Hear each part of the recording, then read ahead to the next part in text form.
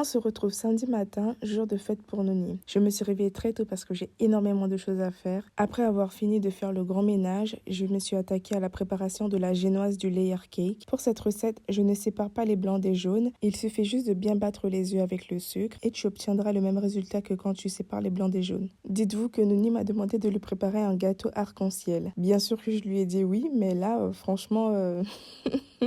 Je sens que ça va être très compliqué pour moi de réaliser un vrai gâteau arc-en-ciel, mais vu que je suis créative, je sais comment je vais m'y prendre. Entre-temps, j'ai fait cuire la génoise, je suis partie rapidement à la boucherie et j'ai acheté de la viande que j'ai lavée et marinée. À 14h, j'ai commencé à monter le gâteau pendant que Noni était au cinéma avec ses amis. Comment vous dire que là, je sentais vraiment la pression parce que j'avais donné rendez-vous à 16h chez moi, mais ce qui me mettait plus la pression, c'était le gâteau en fait. J'ai commencé à avoir du mal avec le glaçage, donc j'avais un peu peur du résultat. J'ai mélangé un peu de glaçage avec du colorant et le rendu était trop liquide, donc j'ai dû laisser tout blanc. Après toutes ces heures passées en cuisine, j'avais complètement oublié qu'il y avait des ballons à gonfler. Je devais donc terminer la petite déco avant le retour de Noni à la maison. J'ai encore pas mal de choses à faire en cuisine, mais bon, c'est parti pour une séance de gonflage de ballons. Ah non, mais ce qui m'a épuisé le plus, c'est la licorne. J'avais pas remarqué qu'il y avait une licorne aussi énorme à gonfler. Bref, comme je vous l'ai dit, je n'ai pas eu le temps de filmer, donc là, j'ai commencé à dresser la table. Je voulais tellement vous montrer l'intérieur du gâteau, mais j'ai oublié de le filmer.